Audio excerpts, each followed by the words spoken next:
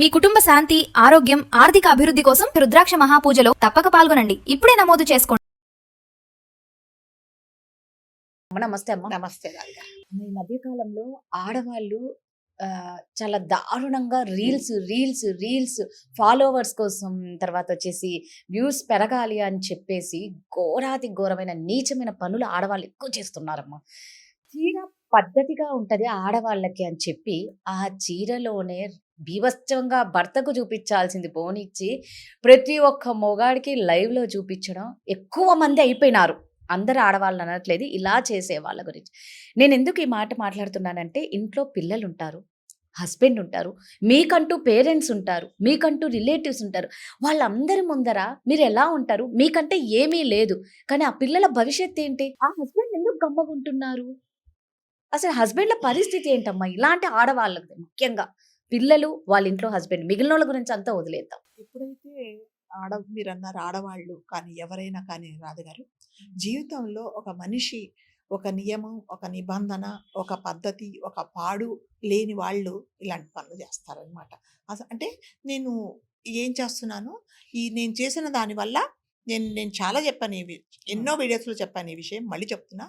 నేను చేసిన పని ఇది నీతి నిజాయితీగా చేస్తున్నానా, ఈ చేసిన పని ఎదుటి వాళ్ళకు ఏ రకంగా ఉపయోగపడుతుంది, ఎలాంటి మెసేజ్ ఇస్తుంది, దీనివల్ల నా ఫ్యామిలీ ఎలా ఎఫెక్ట్ అవుతుంది అనేది ఏమీ పట్టకుండా డబ్బులే కావాలి, సో నాకు లైక్స్ కావాలి, సబ్స్క్రైబ్ చేసుకోవాలి, దాని తర్వాత నాకు దీని ద్వారానే డబ్బులు కావాలి అనుకుంటే కొంతమంది ఆడవాళ్ళు మాత్రము చాలా బరి తెగించేసి, అంటే మనం కెమెరా ముందు చెప్పకూడని విధంగా వాళ్ళు మాట్లాడుతూ ఎదుటి వాళ్ళను రెచ్చగొడుతూ డబ్బులు సంపాదించుకుంటున్నారు. ఎక్స్పోజింగ్ ఎంత ఎక్స్పోజింగ్ అంటే, మీరు డబ్బులు పే చేస్తే ఈవెన్ వాళ్ళు ఏమి చూపించడానికి కూడా, నాకు నిజంగా ఈ మాట మాట్లాడడానికి చాలా అసహ్యము, బాధ వేస్తుందండి.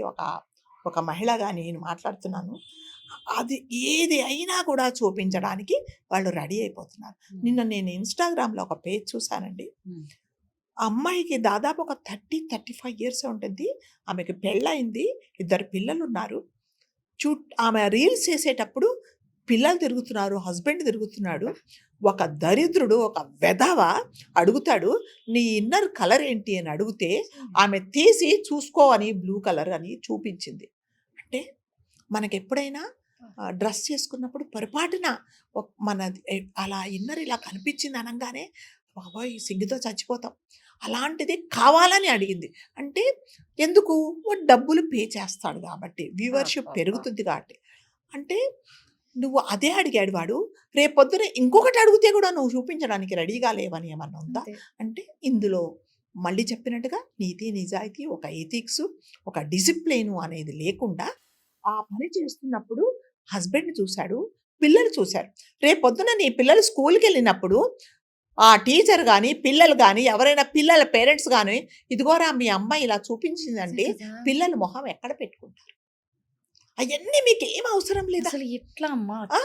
ఆడవాళ్ళు అనంగా, ఇంతమంది ఆడవాళ్ళు అనగానే మరి ముఖ్యంగా భారత స్త్రీలు అనగానే ఒక రకమైన గౌరవం చెప్పకుండానే చేతులెత్తి నమస్కారం చేసేవాళ్ళండి. ఇప్పుడు మీ ఇండియన్సా, మీ ఇండియాలో ఆడవాళ్ళ ఇలా తయారైపోయారని ఒక చీత్కారంగా మనం చూస్తున్నారు. ఎవరి వల్ల? కొంతమంది ఆడవాళ్ళ వల్ల. నీతి నిజాయితీ లేకుండా అర్ధరాత్రి 10 గంటలు అయిందంటే చాలు, మీకు ఇష్టం వచ్చినట్టుగా, అంటే ఎదుటివాడు డబ్బులు ఇస్తే చాలు, ఏమి చేయడానికైనా, ఏమి చూపించడానికి, ఏ దరిద్రం చూపించడానికి కూడా నేను రెడీగా ఉన్నాను అని ఆడవాళ్ళు ఉన్నారు. అంటే ఇంకా ఏం లేదండి వాళ్ళకు. ఒక చెప్పాను కదా, ఒక నీతి, ఒక నిజాయితీ, ఒక సంస్కారము అనేది ఏమి లేదు. మీరు చేసేటప్పుడు మీ తల్లి తండ్రి, మీ అన్నయ్యలు కదా, మీ పిల్లలు, మీ హస్బెండ్ కదా, అంటే ఒక భార్య కానీ భర్త కానీ మీ మీద సర్వ హక్కులు ఎవరికి ఉంటాయంటే భార్యకు భర్తకు ఉంటాయి. సో మీ ప్రైవేట్ టైంలో మీరు చేయాల్సిన పని అంతా మీరు పబ్లిక్లో ఎవడో తెలియని ఒక బాధవ ఏదో అడిగానని చెప్పేసి మీరు ఏది చేయడానికి కూడా, ఏది చూపించడానికి కూడా మీరు రెడీగా ఉన్నారు అంటే మీరు ఎక్కడున్నారు, ఏం చేస్తున్నారు, దీనివల్ల మీరు సొసైటీకి ఏం మెసేజ్ ఇస్తున్నారు అనేది మీరు ఒక్కసారి ఆలోచించుకుంటే అసలు మీరు మనుషులేనా అని అనిపిస్తుందండి. అంటే వాళ్ళకేం చదువులు కూడా ఏం లేవు రాదుగారు. నేను చూసాను ఈ మధ్య పల్లెటూరు వాళ్ళు కూడా అంటే ఒక ఆవిడ మంచం మీద పడుకొని లైవ్ చేస్తుంది. ఒక ఆవిడ ఏంటి వెనక్కు తిరిగేసి ఏంటి వెనక బ్యాక్ నుంచే చూపిస్తూ నన్ను లైక్ చేస్తే నేను ముందుకు తిరుగుతానంటది. ఏంటంటే లైక్ చేసేది? ఏం లైక్ చేయాలి మిమ్మల్ని? మీరు పిల్లలకి ఏం చెప్తున్నారు? రేపొద్దున నీ పిల్లలు కూడా అదే చూస్తున్నారు. ఒక అమ్మాయి ఇలా రీల్స్ చేస్తున్నా వాళ్ళు ఆ పిల్లలు పిలుస్తు అమ్మ రామ్మా ఎంతసేపు చేస్తామమ్మా రీల్స్ అంటున్నారు. అంటే మీరు చేసేదంతా నీ పిల్లలు చూస్తున్నారు కదా. రేపొద్దున నీ కూతురు కూడా నీ పక్క రూమ్ లో ఆ పని చేయదని నువ్వు గ్యారంటీగా ఉంటావా? అమ్మ నువ్వే చేస్తున్నావు కదా. నువ్వు 40 ఏళ్ళు 50 ఏళ్ళు వచ్చిన దాని మీద చేస్తే నేను 18-19 సంవత్సరాలమ్మా. కరెక్ట్. సో నా బ్రా కలర్ కాదు కదా, ఇంకా నేను ఏదన్నా చూపిస్తానంటదండి కూతురు. ఇంకా మీరు బతికి వేస్ట్. బతికి ఇలాంటి వాళ్ళు బతికి వేస్ట్ అండి. మీకు అంగవైకల్యం లేదు, ఏం లేదు.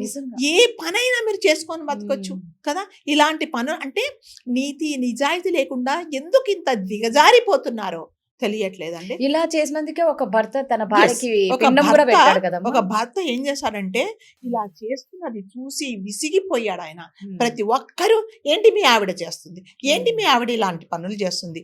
పిల్లలు వచ్చి నాన్న అమ్మ ఇలా చేస్తుంది నాన్న, మా స్కూల్లో అడుగుతున్నారు, మా టీచర్స్ అడుగుతున్నారు నాన్న అంటే ఆవిడ ఏమీ లెక్క చేయలేదు. నేను ఇదే చేస్తా అన్నప్పుడు ఆ భర్త విసిగి వేసారిపోయి రాధగాడు ఏం చేశాడంటే వెళ్ళి ఆమె ఫోటోకు దండ వేసి ఒక నదిలో, ఒక పారే నదిలో ఆ ఫోటో పారేసి పిండ ప్రదానం చేశాడు. అంటే ఆయన దృష్టిలో నా భార్య చనిపోయింది అంటే. లాస్ట్కి ఏంటంటే మీ భర్త నుంచి మీరు ఇలాంటి చీత్కారాలు ఎదుర్కోవాల్సి వస్తుంది. కాబట్టి దయచేసి ఈ లైవ్ చేసే వాళ్ళందరికీ మీరు ఏమైనా అనుకోండి, ఒక విజ్ఞప్తి ఏంటంటే ఒకసారి మీరు ఆలోచించుకోండి. అది వాడు అడుగుతాడు, ఏయ్ డాన్స్ చెయ్యి, నీ పమిట ఇంకొంచెం కింది కను, ఒకసారి చీర పై కనుకు, ఒకసారి నడుము దిప్పు, నడుము కనబడట్లేదు అని మాట్లాడితే వీళ్ళు చేస్తున్నారండి ఆ పని. అంటే నిజంగా అవన్నీ వింటూ ఉంటే రాధగారు కడుపులో మండిపోయి ఒక రకమైన బాధ, ఒక రకమైన నాకైతే నిజంగా దుఃఖం వస్తుందండి. ఎందుకు ఆడవాళ్ళు ఇంత దిగజారిపోతున్నారు అంటే మిమ్మల్ని మీరు అగౌరవపరుచుకుంటూ ప్రతి ఆడవాళ్ళు అంతేనండి అని అంటున్నారు. ఒకరు తప్పు చేస్తే అందరినీ అంటున్నారు. అదే కదా. సో వాళ్ళని సపరేట్ చేయట్లేదు, ఆడ జాతినే అంటున్నారు. మనం మాత్రమే వీడియోస్ లో కొంతమంది మాత్రమే అని అంటున్నాం కానీ క్యాలిక్యులేట్ మాత్రం అందరు ఆడవాళ్ళంతా ఎంతో మంది ఆడవాళ్ళు కష్టపడి రాత్రుల పూట ఇంట్లో పని చేసుకుంటూ, బట్టలు కుట్టుకుంటూ, హుక్స్ కుట్టుకుంటూ, ఫాల్ కుట్టుకుంటూ కదా, ఇళ్లలో పని చేసుకుంటూ పుస్తకాలకు నేను ఒక ఆవిడండి, చాలా పేద ఆవిడ వచ్చింది. ఏం చేస్తున్నావు అమ్మా అంటే, లేదు మేడం పిల్లలకు పుస్తకాలు వాళ్ళు కొన్నారట, అట్టలేసి ఇమ్మన్నారు మేడం, నేను అట్టలేసి ఇస్తున్నాను మేడం, నాకు ఒక్కొక్క పుస్తకానికి 15 రూపీస్ ఇస్తానన్నారు మేడం. అది కదా నీతి నిజాయితీగా మీరు సంపాదించుకోవాల్సింది. డబ్బులు ఎలాగైనా సంపాదిస్తున్నారు, కానీ మనం ఏం చేసి సంపాదిస్తున్నాం అనేది చాలా ఇంపార్టెంట్ అండి.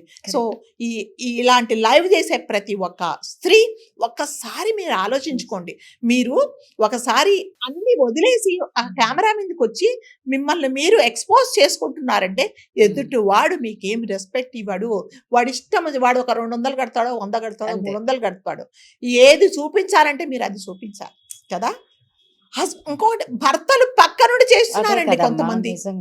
ఎందుకంటే వాళ్ళకు కూడా ఏం లేవండి, ఇప్పుడు వాళ్ళకు కూడా ఏం ఎథిక్స్ ఉండవు కదా. నువ్వు ఎట్లాగా డబ్బులు సంపాదించు. కాబట్టి ప్రతి ఒక్కరిని మనం వేడుకోవడమో, లేకపోతే రిక్వెస్ట్ చేయడమో, లేకపోతే మనము ఏ విధంగా చెప్తున్నామో ఒక పెద్దవాళ్ళుగా చెప్తున్నారు అనుకొని దయచేసి ఒక్కసారి మీ పిల్లల భవిష్యత్తును మీరే పాడు చేస్తున్నారు. నేను చెప్తున్నా మళ్ళీ, నువ్వు చేసే లైవ్ నీ కూతురు రేపు నువ్వన్న బట్టలు వేసుకుని నీ కూతురు రూమ్లో కూర్చొని బట్టలిప్పి కూడా చేస్తే కూడా మీరు సిగ్గుతో చచ్చిపోవాలి. ఎందుకంటే తల్లి ఏ దారిలో వెళ్తే పిల్లలు అదే దారిలో వెళ్తారు కదా.